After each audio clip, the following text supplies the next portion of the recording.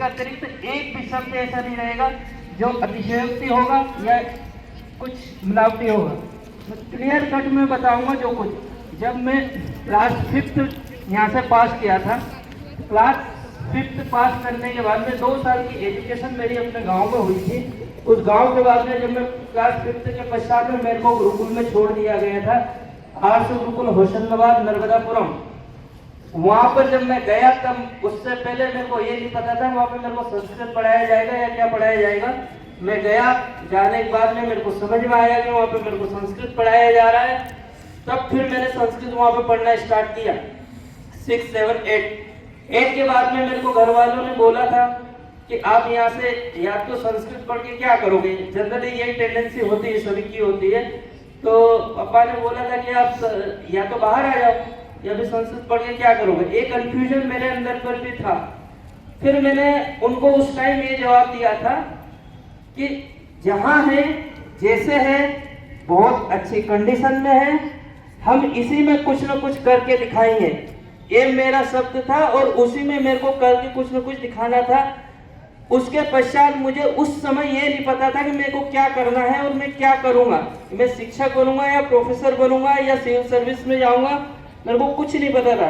मैंने 8 के बाद 9 के बाद में 12th कंप्लीट करा आपने। 12th के बाद में जब उस समय मेरे को ये चीज समझ में नहीं आ रहा था कि अब करे तो करे क्या, कहाँ जाए और कौन सी जगह अपना आगामी उच्च शिक्षा को हम लोग प्रारंभ करेंगे। तो गुरुकुल के पश्चात हम लोगों को भोपाल में राष्ट्रीय संस्कृत संस्थान मिला। तो राष्ट्रीय संस्कृत संस्थान में हम जरूर गए थे, लेकिन उससे पूर्व 12th के पश्चात हम लोग गए, मतलब मैं और मेरे एक दोस्त, हम दोनों गुरुकुल से निकलने के पश्चात हम लोग गए थे हैदराबाद यूनिवर्सिटी। मतलब हैदराबाद में हम लोग गए थे तिरुपति यूनिवर्सिटी। तिरुपति यूनिवर्सिटी में हम लोगों ने एडमिशन लेने का पूरा प्लानिंग हम लोगों की बन चुकी थी, मैं और मेरे दोस्त की। हम लोगों ने वहाँ पे एडमिशन लेने ही वाले थे। अचानक सौभाग्य से एक हमारे परिचित एक टीचर वहाँ पे प्रोफेसर थे, वो मिल गए। हमें कुछ नहीं पता था कि सर कौन है, कहाँ से है, क्या है, लेकिन परिचय था पहले से। तो वो मिले, उन्होंने हमें गाइड किया कि आप तिरुपति यूनिवर्सिटी में एडमिशन मत लो।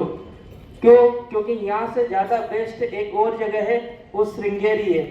श्रृंगेरी कर्नाटक में पड़ता है, तिरुपति आंध्र प्रदेश में पड़ता है।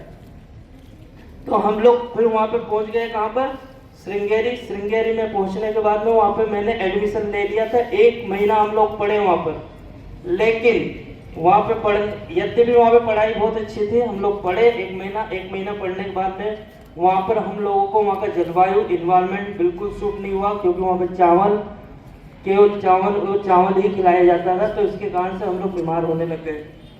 तो जब हम लोग बीमार हुए, बीमार होने के बाद में फिर हमें समझ में आया कि नहीं, हमें हमारे जलवायु, हमारे इन्वायरमेंट और हमारे प्रदेश में जाना चाहिए। तो हम वहाँ से पूरा एडमिशन ट्रांसफ़र करा के भोपाल आए। और भोपाल आने के बाद में हम लोगों ने पढ़ा 3 साल।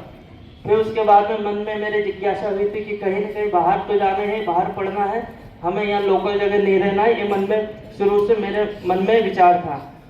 तो उसके पश्चात जब मेरे को ये चीज़ मालूम पड़ा कि कहीं पे जाना है, फिर ग्रेजुएशन कंप्लीट हो चुका था। उसी समय फिर मेरे को 2 बच्चे थे। देखो इन्फॉर्मेशन कितनी काम की होती है। उस इन्फॉर्मेशन ने मेरा पूरा लाइफ चेंज कर दिया।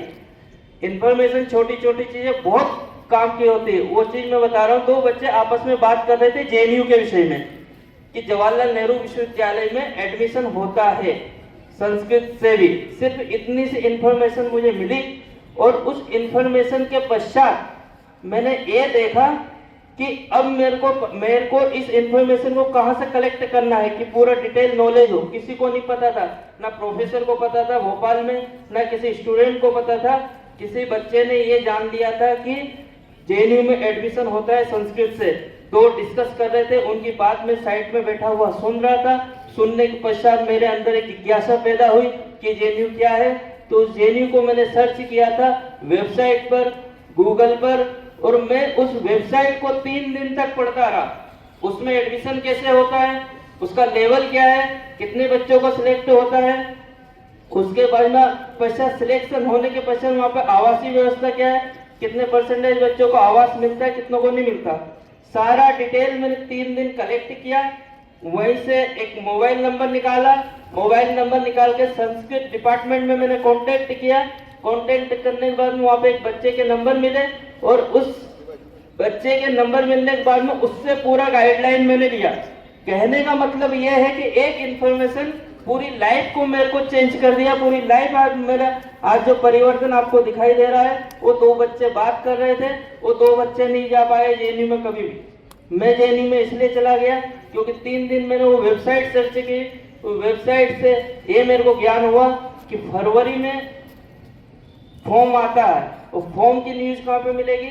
तो एक रोजगार समाचार पत्र आता था, अभी भी आता है, तो उसमें जेएनयू की न्यूज आती है कि कब फॉर्म आता है और कब फॉर्म भराया जाता है। तो उसमें मेरे को ध्यान रखा। मैंने उस जो जनवरी फरवरी का अंक भी मैंने खरीद लिया था। खरीदने के बाद में उसमें मैंने देखा और जेएनयू का फॉर्म आया था, सारा चीज मैंने कलेक्ट किया। मैंने मेरा ही फॉर्म नहीं भरा, मेरे साथ में मैंने 5 विद्यार्थियों का और फॉर्म भराया था और मैं खुद ही नहीं गया, मैं 5 विद्यार्थियों को और जेएनयू लेके गया था।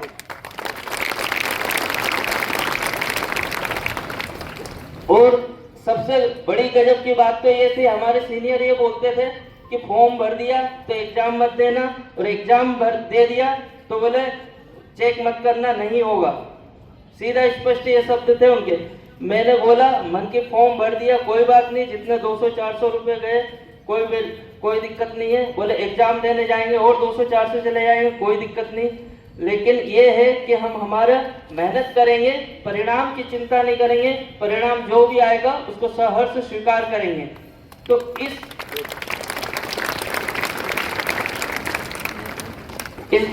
चीज को, इस बात को मैं ध्यान रखकर मैंने 3-4 और दोस्तों का फॉर्म भराया था।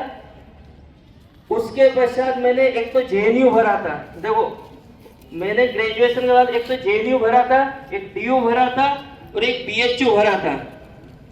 तो जब 18 जुलाई को इसका जेएनयू का परिणाम आया था, मैंने उसका वेट कर रहा था, प्रतीक्षा कर रहा था कि कब जेएनयू का रिजल्ट आए, उसके पश्चात हम किसी चीज का निर्णय लेंगे। लेकिन उससे पूर्व डीयू का रिजल्ट आ चुका था, मेरा डीयू में सिलेक्शन हो चुका था, मेरा बीएचयू में का रिजल्ट आ चुका था, मेरा बीएचयू का सिलेक्शन हो चुका था, लेटर भी आ चुके थे बीएचयू के कि आप बीएचयू में आइए, एडमिशन लीजिए, आप डीयू में आइए, डीयू में एडमिशन लीजिए। पहले सीयूईटी नहीं था, ये जो एग्जाम था डीयू स्वयं अपना करवाता था, बीएचयू स्वयं अपना करवाता था, जेएनयू स्वयं अपना करवाता था। लेकिन मेरी दृष्टि में सिर्फ जेएनयू दिखाई दे रहा था, क्योंकि जेएनयू पूरे इंडिया की टॉप यूनिवर्सिटी है। अगर जेएनयू का बच्चा अगर कहीं पे पढ़ लिया तो कहीं पे भी असफल नहीं होता, ये मैं गारंटी के साथ में कहता हूँ। मैं आप लोगों को बता दे रहा हूँ, मेरे साथ में एमए में 30 बच्चे थे, एमफिल में हम लोग 17 हो गए, पीएचडी में जाते जाते 4 हो गए, और जो एमए से लेकर पीएचडी तक का जो सफर में जितने हमारे स्टूडेंट थे, जितने मेरे क्लासमेट थे, सबकी नौकरी लग गई। एक भी ऐसा बच्चा नहीं है जो इधर उधर कहीं पे काम कर रहा हो या घर पे बैठा हुआ हो, सबकी जॉब लगी, और जॉब भी एक ग्रेड लगी। कौन से? असिस्टेंट प्रोफेसर लगे। कम से कम 17 जब हम लोग थे, 17 में से वहां रहते रहते 14 लोगों की असिस्टेंट प्रोफेसर में नौकरी लग चुकी थी। कोई सेंट्रल में था, कोई स्टेट में था, कोई कहाँ था। तो ये जो मैं 3 जगह हमारा सिलेक्शन हुआ, 3 जगह सिलेक्शन होने के पश्चात फिर मैंने व्यवस्था करी कि अब 2 साल का तो हमें व्यवस्था हो चुकी है, मर जाते हो तो इससे बड़ा अपराध और कुछ नहीं होगा। मैं आपकी व्यवस्था 12th तक है, बहुत अच्छी स्कूल में है। इसके पश्चात आपकी व्यवस्था क्या हो सकती है उसके ऊपर मैं फोकस कर रहा हूँ। इसके पश्चात जो 12th पीटी में क्या होता है, प्रीलिम्स टेस्ट होता है, उसमें एक जीएस पेपर होता है, एक सीसेट पेपर होता है, 2 पेपर होते हैं उसमें। जीएस के अंतर्गत आपको, जीएस मतलब जनरल नॉलेज, उसके अंदर आपको हिस्ट्री के बारे में पूछेंगे, ज्योग्राफी के बारे में पूछेंगे, पॉलिटिकल साइंस के बारे में पूछेंगे, इकोनॉमी के बारे में पूछेंगे, कल्चर के बारे में पूछेंगे, करंट अफेयर के बारे में पूछेंगे। तो इन सबसे संबंधित नॉलेज जीएस पेपर 1 में पूछा जाता है। उसके बाद में जीएस 2 का जो दूसरा पेपर होता है उसमें सीसेट होता है। सीसेट में आपकी मानसिक एबिलिटी को चेक किया जाता है, आपकी मानसिक क्षमता को चेक किया जाता है, लॉजिकली जैसे कोई सिचुएशन आ गई, उस सिचुएशन को आप कैसे डील करोगे, तो उस डील करने की जो आपके अंदर क्षमता है, कैपेबिलिटी है, उस चीज को चेक किया जाता। तो 2 पेपर होते स्टार्टिंग फेज पे। यूपीएससी एग्जाम 15 लाख लोग फॉर्म भरते हैं। कितने लोग फॉर्म भरते हैं? 15 लाख लोग फॉर्म भरते हैं। उसमें बैठते कितने? 5 लाख लोग बैठते हैं। कितने लोग बैठते हैं? 5 लाख लोग। 10 लाख लोग वैसे हार जाते हैं, एग्जाम नहीं देते, तैयारी नहीं होती। उन 5 लाख लोग जब बैठते हैं, उसमें से जो चयन होकर आते हैं पीटी के लिए, पीटी में जो चयन होकर आते हैं वो करीबन 30,000 लोग आते हैं सिलेक्ट होके। अराउंड में मैं मोटा मोटा फिगर बता रहा हूँ, कितने आ रहे हैं? 30,000 लोग। 30,000 जब लोग मेंस लिखते हैं, प्लान बना के आज एक स्थान से दूसरे स्थान तक आवागमन का रास्ता सुगम हो गया। इस विचार शक्ति के माध्यम से व्यक्ति आज प्लेन बनाना सीख गया और उसका विकास हो गया। जैसे और एक चीज होती कल्पना शक्ति, है ना। तो एक विचार शक्ति, एक कल्पना शक्ति प्रत्येक मनुष्य के अंदर विद्यमान है। जब भी कोई व्यक्ति पैदा होता है तो ये भगवान स्वतः ही उसको दे देता है। लेकिन 2 चीजें आपको पैदा करनी पड़ती है। एक तो जिज्ञासा, क्यूरियोसिटी आपके अंदर होनी चाहिए, है ना। एक जिज्ञासा होनी चाहिए और एक सृजनात्मकता होनी चाहिए। इन 2 चीजों को आप अपनी रुचि के अकॉर्डिंग पैदा कर सकते हो और अपने भविष्य को उज्जवल बना सकते हो। तो जो छात्र अपने विकास करना चाहता हो, देखो जब मैं पढ़ता था, यहाँ पर जब मैं रहता था तो मैं क्या करता था, टाइम नहीं मिलता था स्कूल में। मतलब यहाँ पे सभी टीचरों के लिए एक बार ताली बजा के इनका स्वागत करो, क्योंकि जितना परिश्रम ये लोग करते हैं ना उतना कोई नहीं करता। जितना हार्ड वर्क खान सर का है ना उतना किसी का नहीं। अगर कहीं सीखना है तो आपको खान सर से सीखना चाहिए। हम लोग तो केवल बोल के चले जाएंगे, दिन प्रतिदिन आपको रोज ये दिखाई देंगे यहाँ। और देखो आपके लिए, ये सिर्फ आपके लिए जग के आते हैं। यहाँ 10 बजे यहाँ पे उपस्थित हो जाते हैं, 10 बजे, और रात को 7 बजे 8 बजे तक कई बार जाते हैं। मैं भी देखता हूँ, मैं रोज लेट आता हूँ, तो मैं भी जब यहाँ से गाड़ी लेना आता हूँ कभी सर 7 बजे दिखते, कभी 7:30 बजे दिखते। तो इतना हार्ड वर्क एक किसके लिए कर रहे हैं? ये सब तुम्हारे लिए कर रहे हैं। इनका कोई बच्चा यहाँ नहीं पढ़ रहा, ना इनका कोई रिलेटिव पढ़ रहा। तो ये जो हार्ड वर्क इतने टीचरों का है, सर का है, ये किसके लिए है? तुम्हारे लिए। और एक चीज और मैं बता देता हूँ शॉर्ट में, बहुत सारी चीज, कि आपको जब भी यहाँ से 12th के बाद में CUET अगर नहीं निकलता, कहीं पे कुछ समझ में नहीं आता है, तो आप कॉलेज में जाके ये शहीद भगत सिंह में आप एडमिशन लीजिए। आप मत लीजिए इन प्राइवेट कॉलेजों में, क्योंकि प्राइवेट कॉलेजों में लोगे तो ना वहाँ पढ़ाई होगी, पढ़ाई नहीं होती, ना वहाँ कोई फैसिलिटी है, ना कोई आपको गाइड करने वाला है, और ऊपर से 15,000 20,000 रुपये पर ईयर आप दोगे कि नहीं दोगे? तो जो 3 साल के जो 60,000 रुपये आपके बचते हैं, आपके माँ बाप के बचते हैं, आपके ऊपर बचते हैं, उन पैसों को आप बचा लो और कहीं और एजुकेशन में लगा लो। एक और चीज मेरे को याद आ रही, जो बच्चे गलती करते हैं ना, गलती सबसे बड़ी ये करते हैं कि वो नीट की तैयारी करने के लिए इंदौर चले जाते हैं, भोपाल। देखो जब युद्ध स्टार्ट हुआ था तब बड़े जोश से श्री कृष्ण, जब युद्ध स्टार्ट हुआ था जब, तो बड़े जोश से अर्जुन गए थे युद्ध करने के लिए। लेकिन जब उन्होंने अपना एनवायरनमेंट देखा पूरा, चाचा नाना ताऊ फूफा अपने भाई बंधुओं को, तो हतोत्साहित हो गए। अब हतोत्साहित होने के बाद में पूरा कर्तव्य अकर्तव्य का उपदेश दिया, और उपदेश देने के बाद में जब 18वां अध्याय आया तो कृष्ण ने एक ही बात बोली 18वें अध्याय के अंतिम में, कि यथेच्छसि तथा कुरु, जैसा आप चाहते हो वैसा करो। तो मैंने तो बहुत कुछ बता दिया, यहाँ पे जो 3-4 दिन आए टीचरों ने, उन्होंने बहुत कुछ बता दिया, खान सर ने बहुत कुछ बता दिया, यहाँ के टीचरों ने बहुत कुछ बता दिया। अंत में 12th के अंतिम समय में वो ये बोलेंगे कि भाई बहुत कुछ हमने बता दिया, अब तेरी मर्जी तेरी इच्छा है वो तू कर। और भी तो आगे बात समझ में तो बताएंगे, हम केवल रास्ता दिखा सकते हैं, करना आपको ही है।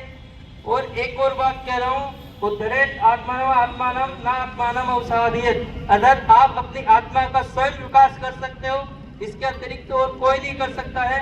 तो आपको अपने मन पे कंट्रोल करना है, अपने विचारों पे कंट्रोल करना है, और इनको सही दिशा देना है। और सही दिशा दोगे तभी आपकी दशा और आपके घर परिवार की और समाज की दशा परिवर्तन होगा। तो इसलिए आपको अपना स्वयं उद्धार करना है। जितने भी इंफॉर्मेशन मिली उन सब इंफॉर्मेशन पर विचार करना है। विचार करने के बाद में आपको सोचना है, सोचने के बाद में आपको आगे बढ़ना है। इतनी बात आ गई समझ में? धन्यवाद।